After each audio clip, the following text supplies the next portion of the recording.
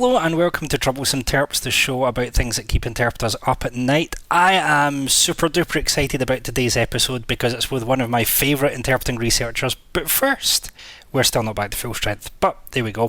From Brussels, he's the voice of Cam, he's the man who makes all of us sound even better, the voice of reason, Alexander Drexel.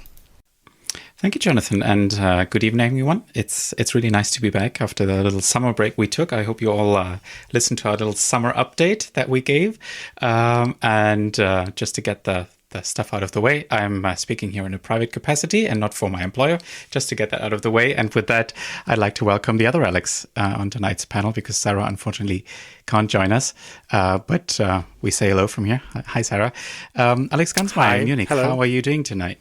I am pretty well. Thank you very much for asking. It's great to be back. As we discussed offline before, it's a bit weird taking a month off. It's very unusual to not have a full month of the Troublesome Terps power. It's the rentrée des podcasts. Yeah, as it were. The end game, right? Yes. No, we're just the starter. We're the entrée des podcasts. Well, we start the with main dish if you're in the US, it depends, yeah. Isn't it a starter? Isn't it an appetizer? Jonathan, tell us about the guest that you were teasing. No, but it's great to be back. Happy to be back. Happy to meet Ebru in a digital capacity, so it's going to be a good episode. So Ebru is famous for being an amazing interpreting researcher, an interpreting teacher, an interpreter in her own right.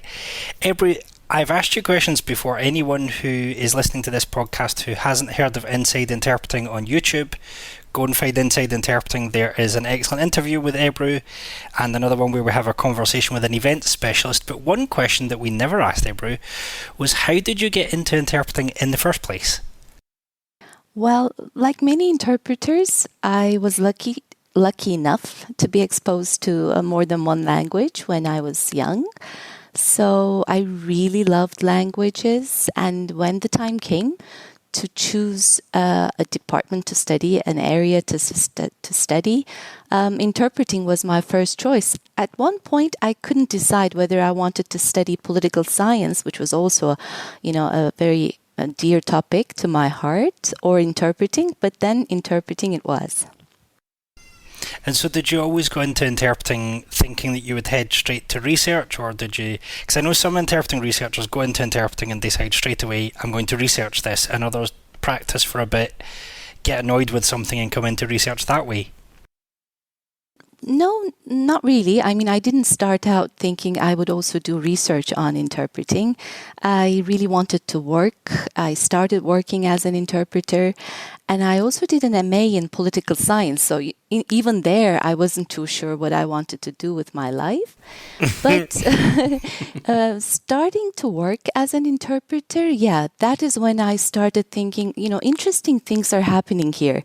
It would be interesting to look into this with more detail. And studying political science was actually quite helpful because it gave me an understanding of interesting concepts like, ideology, institutional structures, or politics in general. So that was quite helpful when I went back to do a PhD in interpreting studies. And were you able to sort of combine your two fields of study? Did you work in diplomatic interpreting, let's say, or for politicians, something like that? In a way, I did, both as a practicing interpreter, but also when I studied interpreting as a research topic. It was very helpful to see discourse as part of the larger sociological structure, or the discourse that we hear and interpret in interpreting as part of a larger whole. So that was quite helpful. And that's the thing, is that I think there's been a lot of talk recently in interpreting research about putting interpreting into context and understanding why it's taking place and who it's taking place for. And it's interesting that you seem to have been thinking in those terms for quite a while, and it seems like there seems to have been a few researchers and the rest of research are just catching up with that idea now. Now, for me, I first came across your work when I was studying for my PhD at Heriot-Watt, and I came across your 2004 book, Recontextualizing Conference Interpreting Interpreters in the Ivory Tower, big question mark. That book seems to have quite a lot of streams of research going in it. Was that, I think that was your PhD, which you then turned into a book. Correct, yes. How did that come about? When did you suddenly decide this is what I'm going to do? So I decided to go back to do a PhD in translation and interpreting studies, and the school of thought that my university followed at Boğaziçi University was very much focused on contextualizing translation, translators, interpreting and interpreters. And since I was, in and out of the booth every day, I started observing colleagues. I started observing myself, and the PhD basically followed that. So it was about observing what interpreters do in the booth and comparing that with what we say we do. So in a way, it compared what we say with what we do as interpreters. And this is why you get this really interesting mix of a discussion of how interpreters are viewed in the news and how associations talk about interpreting. And then you have this observational study. Now, even in the book, you hint that there's an interesting story behind the fact that you ended up studying a philosophy conference. And I think you even say somewhere that wasn't where you were planning to go originally. How did you end up studying a philosophy conference, not, I don't know, some big political event? Jonathan, excellent question. Of course, especially working with Turkish, anything that involves Turkey, think of Turkey-EU relations, is usually high stake, high tension. So I was hoping to observe that kind of a conference, really political with, all kinds of juicy material. No, I couldn't get permission to observe that type of a conference. So I ended up getting permission to observe a conference on Martin Heidegger.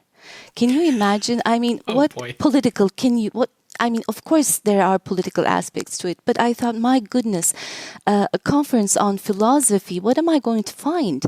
But luckily enough, it's there all the time. Interpreters make critical decisions all the time.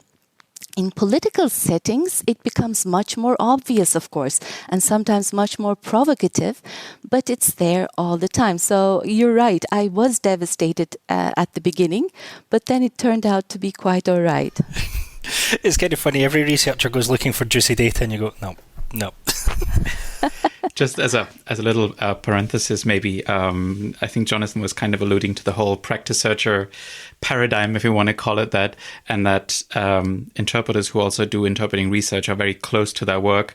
Do you find that sometimes is more of a hindrance than it is helpful in just in research in general, or is it good to be so close to the object of research, I guess, if that makes any sense as a question? Yeah, absolutely. I think it's good, Alex. And of course, the way you present your data should be so that others can criticize you for perhaps being too close. If you're too close, if you don't make sense, or if you're, pulling your data towards your own hypotheses without evidence, without real proof for it. But I hope that I presented the data at least clear enough to show where I might have been subjective. So it was open to criticism. And this is interesting. I was researching a paper recently, which is now coming out soon in the Translation Interpreting Studies Journal, where I noticed that the response to your book was quite mixed. You had some researchers seeing it as full of real promise, and I think Franz Poorhacker called it part of the miracle year for interpreting. And there were one or two reviewers who were like, it's a single case, we don't have to listen to it, it's just did you receive any of that feedback personally, or is it just things that have come out later? I have received it personally too, and it's true. I mean, my observations cannot be generalized across the board. It has its limitations. I only observed one conference. I only observed 3 interpreters working. That's true. But some of the claims I make can then be tested outside this, limited sphere. And I think others that followed have seen that interpreters make critical decisions, not only in the Martin Heidegger and Hannah Arendt context, but elsewhere, and maybe even more pronouncedly elsewhere. So, interpreters, most of the defense comes from professional interpreters themselves. Interpreters don't like to hear that some of the decisions we make are actually quite daring. Sometimes not totally within the norms we claim we adhere to, but that doesn't mean they're bad. Within that given context, professional interpreters sometimes decide to do things that are not always seen as the norms of the profession. So, defense, yes, I have heard people say, well, this is just them, or these are just, Turkish interpreters. But, deep down, I think anyone who observes interpreters in real life knows that there are many decisions that need to be made every day. Maybe before we dive in deeper, sorry, Jonathan, for those who have not read the PhD, I suppose there are a few in the among the listeners. Can you, I guess it's difficult to summarize it in a few sentences, but can you just give us a few sort of examples of the things that you were looking at, or maybe some of the conclusions that you've drawn from your observations? Maybe I can just very briefly summarize what I did. I basically looked at what outsiders say about interpreting. So, the image that outsiders have of us. And it seems, particularly the media everywhere, thinks we are rendering words, and they praise us when they believe we're fully faithful to the words of the speaker, and they criticize us when they think we're not. The media, if you take a look everywhere, is very, very much focused on loyalty to the word. Interpreters, on the other hand, don't like that at all. We always say, no, not words. We are there to render meanings. Meanings that are intended by the speakers, as intended by the speakers, which is excellent. It takes us away from this straitjacket of following words.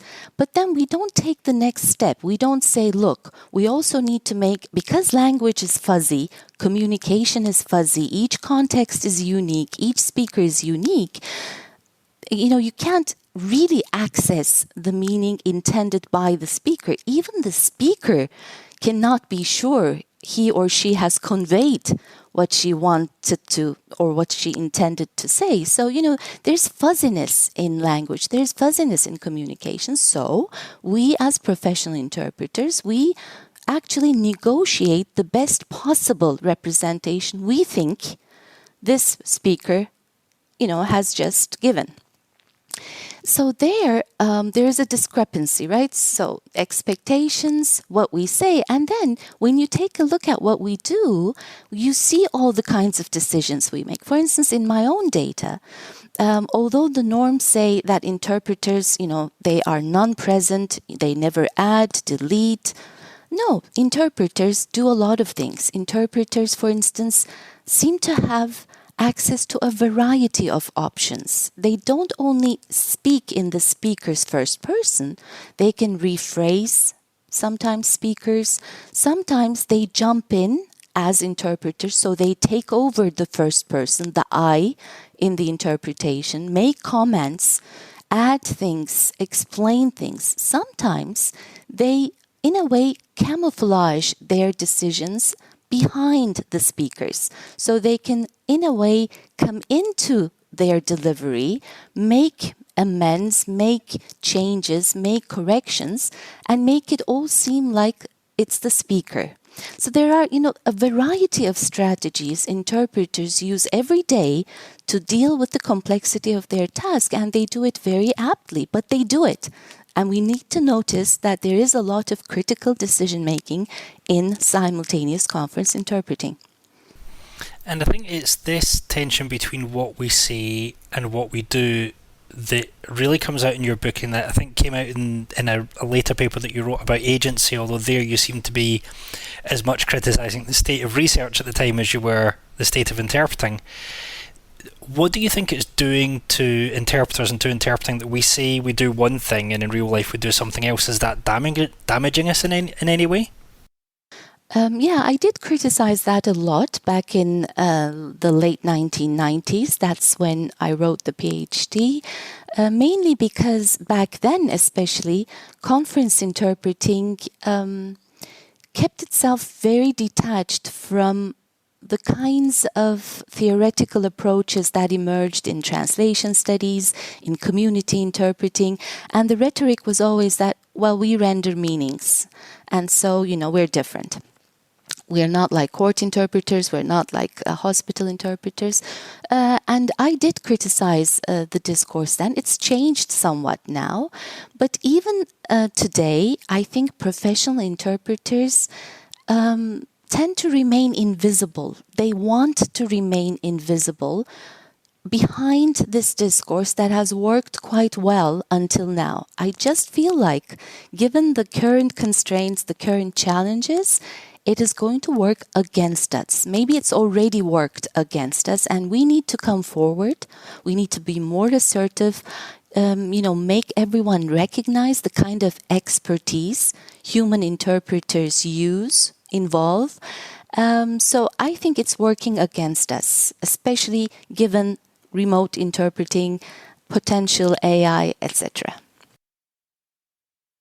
Definitely something we might want to get into maybe a little bit later. But is this? Yeah, I guess this is what you're referring to by the ivory tower part in your PhD. Although I think there are different aspects to it. So there's a little bit of, I guess, elitism or ivory tower when it comes to conference interpreting. Certainly, to say we're different from, as you said, I think court interpreter or public service or medical or whatever it may be, and that's harmful sort of within the interpreting community, but also sort of as opposed to clients. I think it's also the famous phrase, "I'm just the interpreter," things like that are also kind of harmful and not really true, as you've just explained, I think.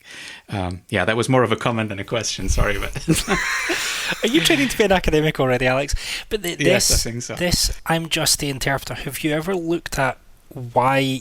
Are there reasons for interpreters hiding behind this "we're just the interpreter, we are invisible" thing? I think I have tied it to the discourse of the outsiders, saying because the outside world has this misperception, I would say, that we can, translate words just like they come, we can render them into other languages. It's in a way, getting closer to them. Because one aspect of my research I didn't mention was that whenever professional conference interpreters refer to what they do in context. So, for instance, when they tell anecdotes, or, if you read their memoirs, they're full of moments of critical decision-making, right? But it's only when we talk about interpreting in a decontextualized manner, in an idealized world, we seem to bring it closer to the outsiders' expectations. And what I'm saying is, well, let's not do this anymore. Maybe we should take a step in the opposite direction, bring them closer to our reality. What I was thinking of when you mentioned that the decontextualized aspect of things, whether that's also happening in interpreter training, whether that's also a context basically where we perpetuate some of those things, like interpreter invisibility and neutrality, whether that has maybe already changed in training, or maybe that's just my experience, might be different elsewhere. But I could imagine that training has a certain role to play in, perpetuating things like the conduit model and stuff like that. But I don't know if you've looked into that in your research at all. Yes, I have. And you're right, Alex. To some extent it does. That is also changing gradually and slowly, but to some extent it does. And to some extent, we all understand it. Of course, we don't want interpreters to, change things, omit, but we want interpreters to take responsibility of what they do, right? Not hide behind this very broad and, in a way, senseless phrase, I just said what the speaker said, or I'm just there transferring meanings. On the contrary, I think it's very important that interpreters also become very reflexive about their own decision making. I said this for this reason, but, what kind of an effect did it have? Have I perhaps excluded some of the audience? Or have I perhaps excluded some of what the speaker might have said? So this kind of reflexive thinking, I think, should definitely be a part of interpreting pedagogy. And as you said, because you mentioned interpreters' biographies or autobiographies, I think the most interesting stories are probably stories about situations where interpreters have made, let's say, bold decisions, Bold, yes. To maybe adapt something to avoid, World War III, just to exaggerate that just a little bit. But just jumping in here real quick, and I'm just thinking off the top of my head, those stories where the interpreters are then studying to avoid World War III, those are usually stories of triumph, right? It's where you made a bold decision and then it kind of worked out exactly in a positive way. I think the moment I was just trying to reflect as you guys were speaking, when have I said, oh, I'm just the interpreter, I just said what the speaker says. It's usually in moments of criticism, right? So when somebody says, oh, this wasn't quite right, and I'm like, it's a defensive mechanism. Is that something that you found as well, Ebru? Yes. Yes, most of the time it's a defensive mechanism, absolutely. And it's also, in a way, how shall I say, a preemptive defense. So even without, a reason, we tend to fall back on that as our main narrative. But that also hides our expertise, right? It makes us look, in a way, quite mechanical. And with all the AI and all this softwares easier to replace. It looks like we're easily replaceable, but we're not. In effect, what I'm trying to say with this book is that this critical decision-making is not for no reason. It's because human language and human communication is fuzzy, it's complex. As interpreters, we need to gauge what the speaker says, how the context is, whether the audience is reacting or not. We need to filter in accents, we need to see and read faces. There are so many factors. And we're hiding all this when we just keep repeating, we're just the messenger, we're just the interpreter.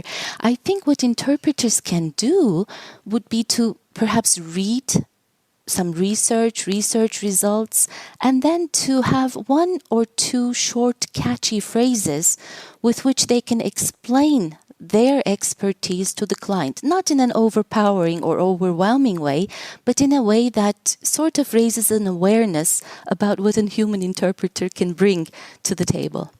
Something that seems to work, certainly in Scotland, is when clients hear the kind of war stories that we tell each other, they get more interested in what we do. And I remember someone asking me, I was doing a presentation for some business people once, and so I told a couple of war stories because this is what you do when you have a talk to business people. And someone came up to me and said, I didn't realise interpreting was actually interesting. Absolutely. And it makes me wonder how many other people don't realise that interpreting is interesting precisely because, what do you do when the speaker accidentally makes a joke which is massively offensive to the audience that they're speaking to? What do you do if the classic one, if the speaker tells a joke that is a play on words that only works in one language? You have to find something. I would say, we should think about what we should tell clients. But I definitely think we should be saying more at the right time with the right, type of phraseology to make them understand why we are asking for certain things, what we're bringing to the table. And it works. I've tried it a couple of times. My colleagues were a bit hesitant. They said, let's not, bore the client with the detail. No, people are interested, as you said, Jonathan. People really start to appreciate what we do and try to help us when they understand the kind of constraints we're dealing with. I actually wanted to say something, but I've forgotten as well about stories. Well, the tech stuff is knocking us off. That's not a metaphor for interpreting. Yeah, I need to write everything down. I just wanted to confirm, I think, what you said, or actually ask the two of you who work as freelance interpreters also whether you would confirm that during the coronavirus pandemic, being just an interpreter was probably a bit of an economic death sentence. because you had to do, I guess, a lot of client education, coming up with new strategies for your work. And so you definitely could not be just the interpreter. Exactly. I totally agree, Alex. And I think many interpreters have shown that they have what is called adaptive expertise, right? They've adapted quite quickly. I mean, I did read interesting research where apparently in the first few months, everybody was a bit surprised, shocked. But quickly people picked up and started to familiarize themselves with the new technology, new platforms. And I think many interpreters, especially perhaps a slightly younger generation, were quite quick to adapt. I think also you had to adapt how you dealt with clients, because certainly here in the UK, when you have an agency job, you can usually trust that everything is organised, with one or two exceptions. And so you don't necessarily need to ask for things. And even when you're consulting, if you already have a relationship with the suppliers, you don't need to, if it's the same AV company that I always work with, I don't need to ask them for certain pieces of equipment because I know they'll be there because they're good. When you're working remotely, you have to, I've had consulted on a couple of remote interpreting projects, and you have to ask a lot more questions. And I found I had to be a lot more, forceful is the wrong word, but I had to be a lot more definite with what I was asking people to do, and definite with this is the deadline when this needs to be done by, because it won't work otherwise. Did you find that, Alex G, that you had to be a little bit more direct than you were before? Yes and no. I mean, yes, in the sense that you got asked a lot more questions than before, because you basically had to be the technician and the interpreter at that point. And before that, I would kind of always, bring the technicians on board, and then they would take care of those questions. So I was basically trying to be like a 2-in-1.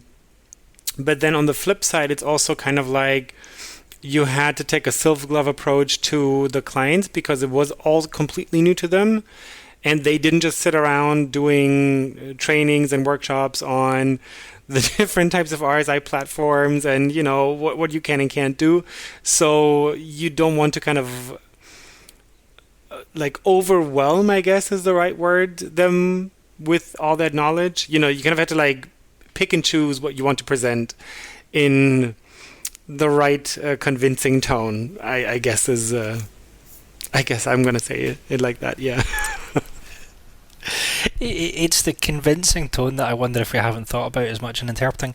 Now, your research was in conference interpreting, Ebru. I'm aware that you've got, there's been Shader Aslan's research on consecutive conference interpreting, Claudia Monicelli's research. There's been a whole lot of research on conference interpreting with quite similar findings to yours.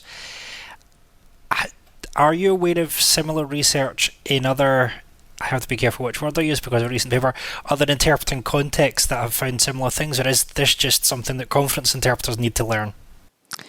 In other contexts, for instance, as you said, Claudio Monicelli in the parliamentary context, and Morven Beaton as well in looking at basically the European Parliament's web-streamed interpretation data, they have all shown interesting things. Like Morven Beaton has shown that at the European Parliament, interpreters tend to reinforce the institutional discourse, right? Replacing certain regional or more individual aspects of the discourse with the European we, saying we for everything, where the speakers were actually referring to their individual or regional I. Or Monicelli has shown in the Italian Parliament how interpreters knowingly or even unknowingly tone down threatening tones or speeches. So there's very interesting research coming up from conference interpreting, but to tell you the truth, this all started in community interpreting, where, of course, such decisions are easier to be found, first of all, because of the settings they're in, and also because of the stakes involved. But we've shown over and over again that they also occur in conference interpreting. Is that something that you observe on a more general level? Maybe also recently that there's more, let's say, cross-pollination between the different settings, I think you would say, so conference, public service or community interpreting, and potentially also sign language interpreting. I mean, Jonathan was just speaking at the FSLI conference recently. Do you see more of that happening? Because it seems to be beneficial, certainly to the ivory tower of conference interpreting, if we can call it Yes, that. absolutely. I do see it. I certainly do see it. The cognitive side of things, cognitive approaches, psycholinguistic approaches are still very strong in conference interpreting and not as strong in these other types of interpreting. But sociological approaches have also become very, very strong in conference interpreting compared to 1990s when really they just did not exist at all. And I think, to explain to those who don't have a research background, it's a move from asking how do interpreters do what they do because it's hard to what are interpreters actually doing. And what's the social, what's going on in this place? A lot of professional interpreters recently have begun to talk about, how their clients see them as valuable and how to convince clients that they're worth their money and why clients buy interpreting it. And we've had all this marketing stuff, and it's interesting because that mirrors what research started doing from the mid-2000s, and conference interpreting was looking at, well, what is the interpreter doing at this conference? Why are they there? Who are they there for? What is there, how are the people, and all of this kind of context-based stuff that really grew from the mid-2000s in conference interpreting was there in community interpreting in the 90s. Right. I joked at EVSLI conferences, I've been joking for years, that if you want to know what conference interpreters are going to be discussing in 5 years' time, you should ask what sign language interpreters are discussing now. Except it's not a joke, right? It's actually true. But Alex, I have a question to you. I remember some years ago, the European Parliament started giving these introductory sessions to interpreting. I think SCIC does it as well. Have you been in those types of meetings where they try to familiarize the users of interpreting services with what interpreters do? Is it helpful? I think so. Yeah. So my colleague Jose Turi from DG SCIC has been doing this for years with a few other colleagues as well. And usually it's tied to preparing an upcoming presidency. So the rotating EU presidency, then you would get a few people in the room who will be chairing meetings under that presidency. So when a given country sort of gets to run the daily business in the EU, to put it very simply. And yes, I think it's very effective because people can try out interpreting for themselves. So they see that it's, of course, a difficult thing to do in the first place. And they see that it's even difficult when the speaker is sort of speaking in a non-optimal way. So too quickly or just mumbling, stuff like that, ruffling with papers. So Jose and the colleagues are really trying to demonstrate the difference you can make if you put a little bit of thought into proper public speaking and just being prepared and involving the interpreters and all that kind of thing. And I think it's very effective, as I said. I think the problem really is scaling that, because we are working potentially for so many speakers and quote unquote normal participants that you can't do that for everyone. Of course, that's kind of the downside to the whole thing. And of course, you can record these sessions and you can, some of that is on YouTube, for example, you can watch it. But I think it's much more effective if you actually sit there, and then I think it really sinks in. But again, the problem really is not being able to scale that up, unfortunately. And it's much more difficult or even impossible right now with the restrictions due to the coronavirus pandemic, because this used to be real life sessions, and I guess you could do something like that in an online context as well. But again, probably more effective if you actually have people in the same room. But I don't know if any associations do that, for example, or if that's really sort of specific to the EU context. I wonder how transferable that is to commercial clients as well. It's often not until the end of an interpreting session. I haven't noticed it during lockdown, but I have noticed clients come up at the end of a session who hadn't worked with interpreters before and say, "Oh, that's what you do." Mm-hmm.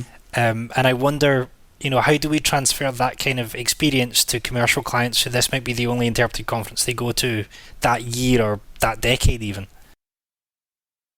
Well, I think it's quite possible to do it when you're giving a briefing to an organizer or to a group of speakers. Even with RSI platforms, it's enough if you just speak in their language, the language you share with them, and then ask them to repeat it in the same language. And then if you go too fast or if you mumble a little or, close your microphone so that they can't hear, and they really do grasp it when they repeat the same thing in the same language. They start understanding what it means to speak on top of another speaker rather than just listening. So I think these kinds of solutions are doable. We just need to think a little more about how we can integrate that into a briefing. A briefing shouldn't be just a one-way briefing of the interpreter. I think it should also be the other way, the interpreter briefing the client. I like that a lot because certainly the European institutions have been publishing these tips for speakers for probably decades now, with, best practice and how to speak properly, basically, in multilingual meetings with interpreting. But it always comes across as a bit didactic, and that's because it is, because we really want to get the most out of it. But I like this sort of creative approach, or more interactive, almost role play like approach. I think that's definitely something we could work with. But it comes down to the individual interpreter, and certainly the consultant interpreters, I suppose. Have you ever done anything like this, Alex, with your clients? A little bit of role play, or we've never done the role play situation. I think we've definitely done the briefings. In my own experience, it's always been easier to. You do the briefing ahead of time. Obviously, when you, like Ebru was saying, when you get the briefing, you give the briefing.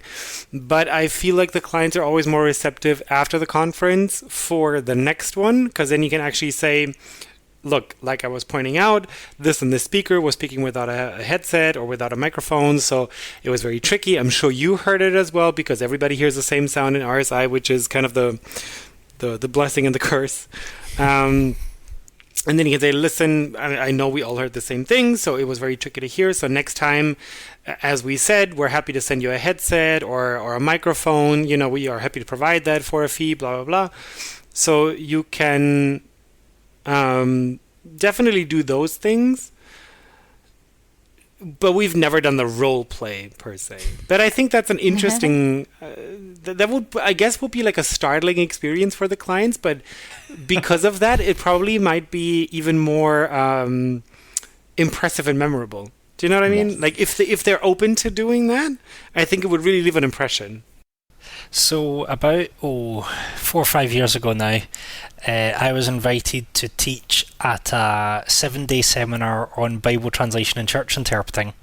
And these Bible translators, these are the kind of guys who were trained so that if needed, they could go into an area where no one outside of that area spoke the language, learn the language, and help the people translate the entire Bible into it. So these are smart guys, smart guys and ladies, linguistics PhDs coming out their ears and stuff. And Sari Hawkinen and I decided to do a practical session on what interpreting was like, because we realised that many of them wouldn't have experienced it or would only have experienced interpreting as a listener. So we did some day one exercises. We did counting and got them to shadow us while we were counting.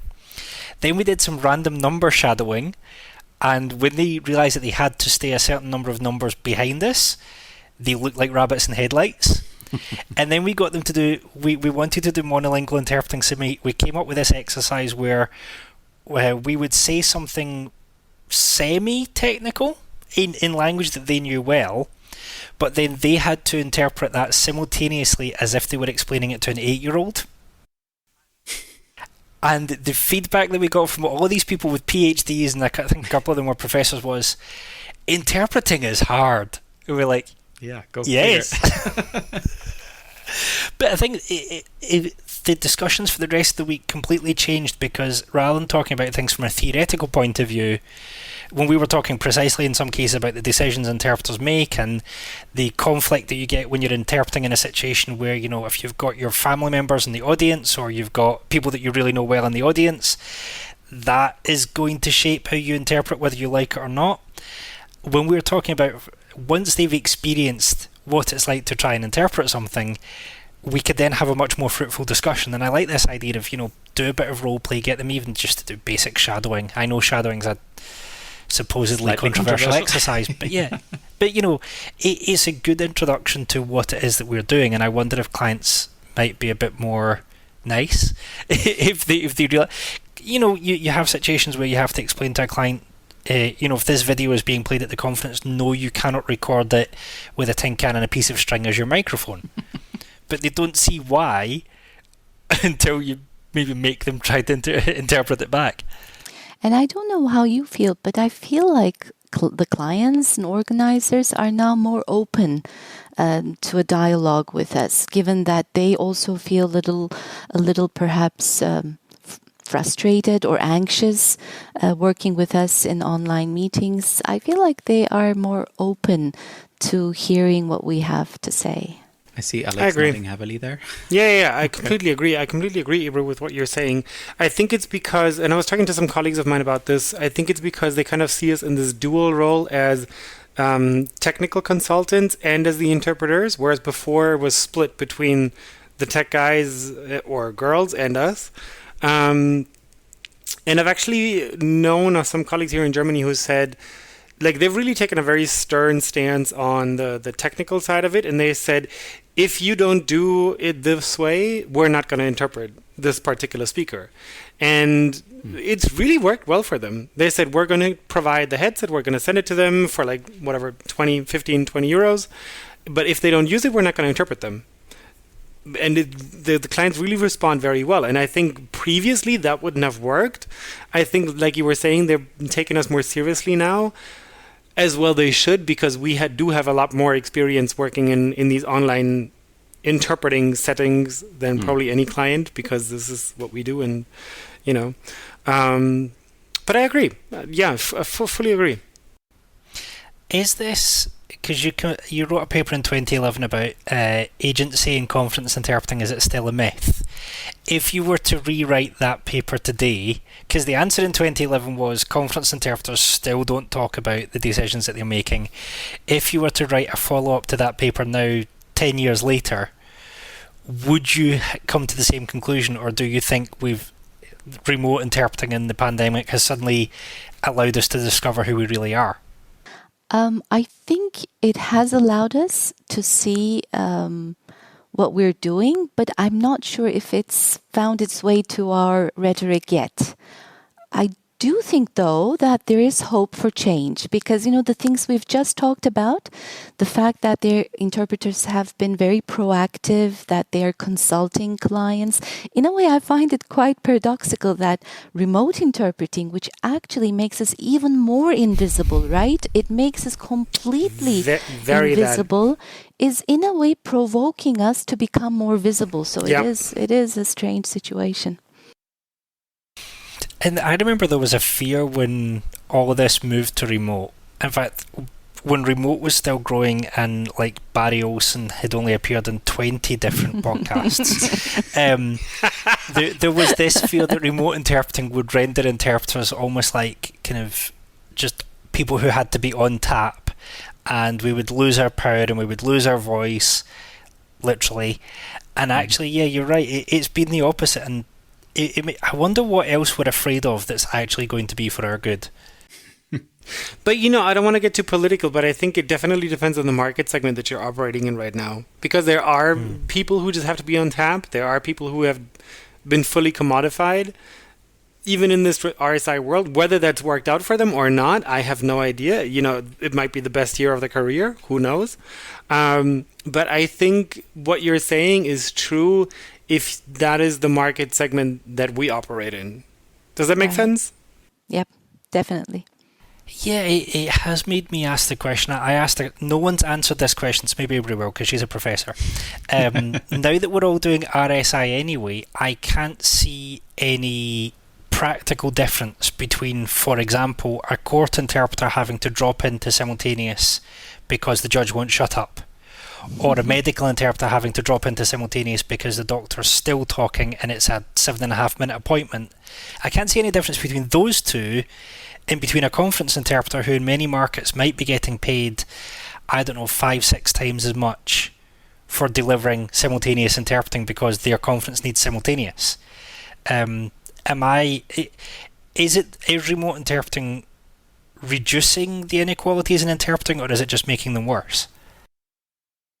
I'm not sure, Jonathan. I don't think it's making it any better, to tell you the truth. I've worked as an accredited court interpreter in Canada because I lived there for 3 years recently, and there was no market as conference interpreter with Turkish.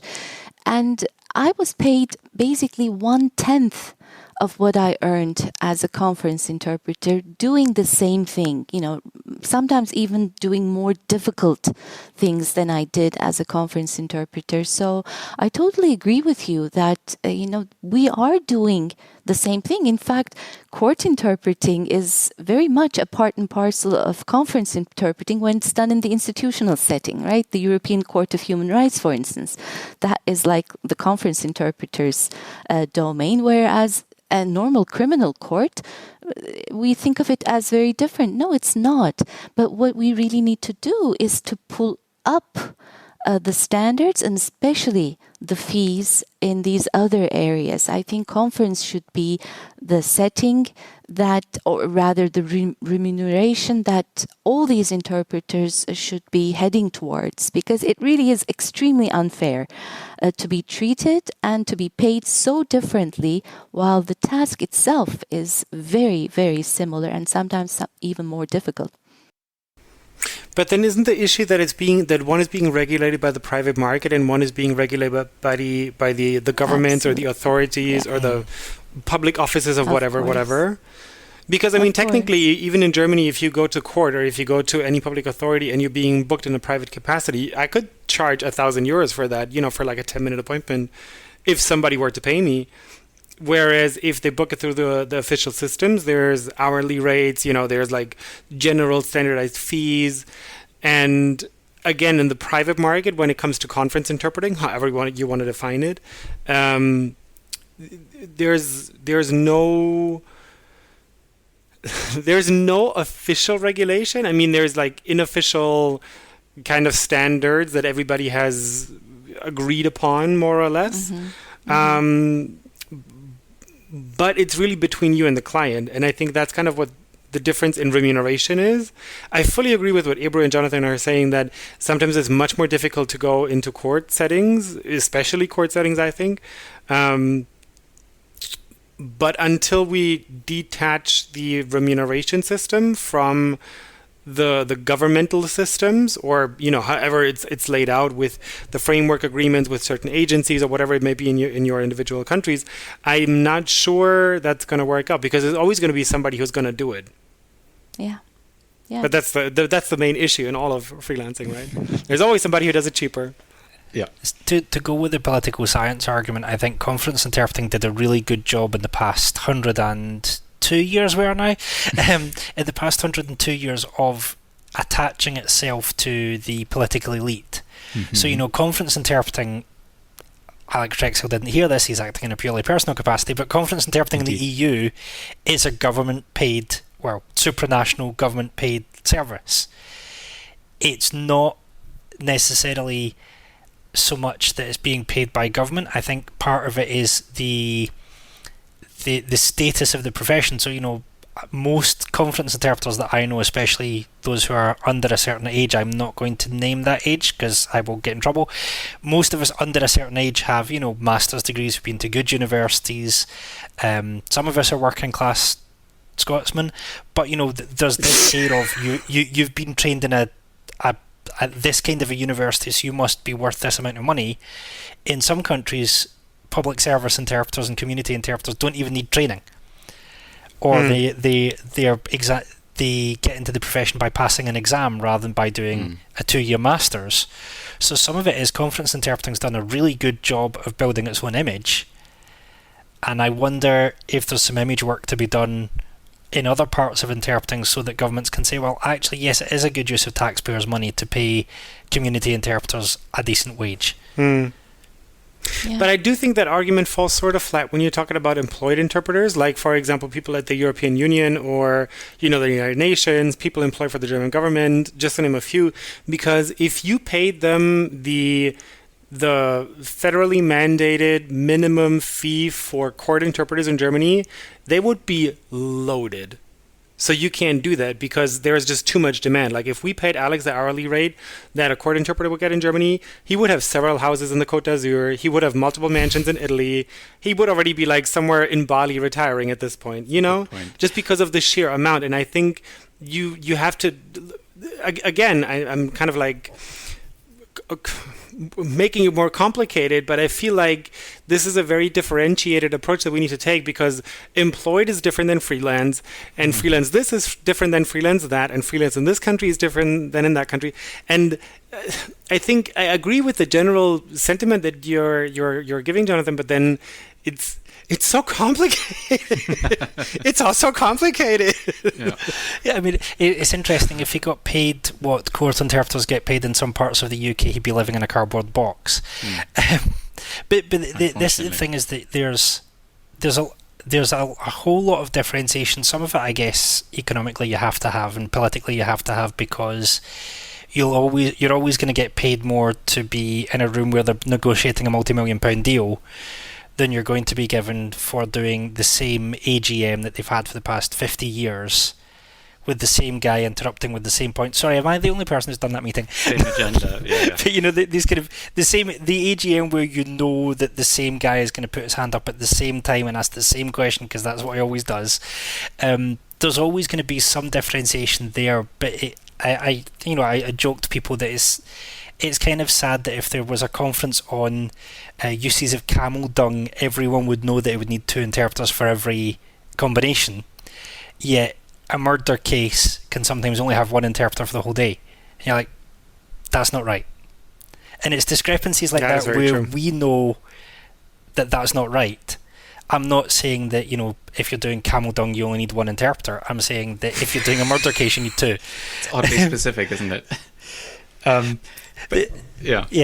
I actually had one more thing that I wanted to have Ebru's input on because it's kind of a nice segue because we're doing segues here to the next episode because I wanted to talk a little bit about science communication and what your experience is, Ebru, in trying to get the word out more specifically to practitioners. Do you find it difficult to get those findings out to, I don't know, associations or just, practicing interpreters in general? Are they open to that, or do they really adhere to their, traditions or traditional concepts of what interpreting is supposed to be and is not supposed to be?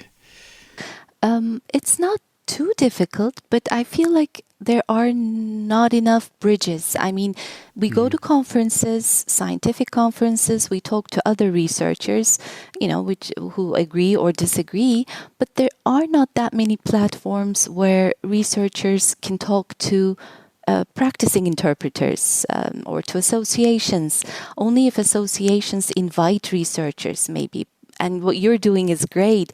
But other than that, I feel like they're 2 different circles and they don't necessarily communicate. Even in Turkey, for instance, I do give talks, but not necessarily to my colleagues, more to students and more to academicians, but rarely to colleagues. So perhaps we need more platforms where, and researchers also need to change. I think we need to make our research findings more appealing and more easily understandable, perhaps avoiding terms and terminology that might be a bit, unfamiliar to the general audience.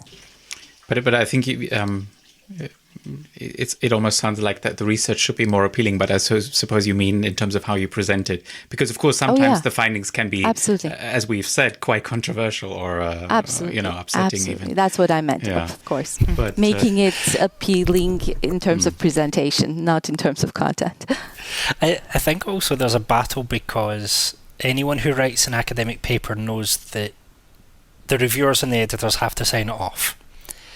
For them to sign it off, it has to look as, and I'm having this conversation with a practitioner I'm helping write a research paper at the moment. The reviewers and the editors have to sign it off. For them to sign it off, it has to look a certain way. For the professionals to read it, it has to look a different way. Absolutely. And it's difficult because as much as I hate using translation as a metaphor, it's an active translation where you get a paper that was written highly technically, sometimes going into debates that practitioners aren't going to care about and don't need to care about. So, they don't need to know, what's the ideal unit of analysis to fix this problem. They don't care, they don't need to care. But on the other hand, if that bit of the discussion puts them off, they might not read the rest of the paper. So I think it's John Benjamin's and a couple of other publishers have got this platform called Kudo, I think it's called. It's not the remote interpreting platform. Yeah. It's called Kudos, and the idea is that you can write like a normal person's summary of your paper. Oh. And it's an interesting challenge because some papers are technical papers that we're doing to resolve some issue, and other papers are really controversial, and you think, how do I write about this in a way that's going to get the people to read it who need to read it? Yeah, but that's the thing, right? Because I actually want to place the onus as well a little bit on practitioners in that we all have to understand that, university is not the end of, or whatever your training was, that the initial training is not the end, but it's actually just the beginning, and it's the whole, lifelong learning, blah, blah. But, it's true. And I think even a busy professional should try at least to make some time for that, because I think, platforms do exist and there are ways of going out and finding out about research. It could be easier probably, but I think it's also, up to everyone to seek out that information. Otherwise, it's a little bit difficult, because researchers can only do so much, especially if they're also practitioners. And can I appeal to researchers though? Find out the guidelines of whichever outlet you're writing for, and as far as possible, get an open access copy online. I've started using a service called Sock Archive, and it's not an archive of socks. It's a social science research archive. And if you chat nicely to the editors, I know some very friendly editors who will even make you an approved what's called postprint. You can make your papers available to everyone on there. Not only does it increase your citations, let's not go into why that's a good thing or a good thing, but it also means that, so there was some stuff I wrote recently that was kind of controversial. I never do controversial stuff, but I wrote a paper recently that was kind of controversial, less controversial when Jemina Napier and Danielle Gilles agreed with me, but they'd written something before. No humble bragging. But well, they wrote before I did, and I didn't realise I'd almost got myself in trouble. But so, because I knew that was controversial and because I predicted ahead of time people would misunderstand it, I negotiated with the editor to get an open access copy online. So when people said, you said such and such, I could say, actually, it's always the same page, read page 6 of this paper. This is something that researchers can do, and I think it would be much more appealing to professionals to go and read research if they knew there was one place they could go and type in interpreting, and it was all there. The problem is that there's so many repositories right now and so many search tools that it's difficult to find stuff, so unless you know what you're doing. Yes. So it would be good if we could get interpreting researchers onto Sock Archive and just upload everything there. It's free, it's open source. Yeah, but even social media, I mean, certainly on linguistics Twitter, where I hang out quite a bit, you actually quite often see authors who say, look, I published this paper, and they might give a short summary, in a thread, or maybe just a few tweets, and trying to make it more approachable. And they very often will say, hey, if you're a student or if you're just interested in this paper, let me know. I'm happy to send you a copy. So even outside of the traditional channels, it's very often possible to have access to research and to find out more about that. Yeah, Adam Chembray is a great example of that. Yeah, for example. Sign language academics again. Yeah, I'm going to say sign language. Seriously, just listen to sign language interpreters. They know what they're doing. And to Ebru, of course. And to Ebru. I was going to ask you, Ebru, this has been quite a deep episode at times. If there's kind of one big question that or a couple of big questions you think professional interpreters should be thinking about now to improve perhaps how they relate to clients, or to give them a better future with the rise of AI and remote interpreting, what would those big questions be? What should we be thinking about? What are you thinking about right now? What are you working on? That's a good question too. That might be easier to answer.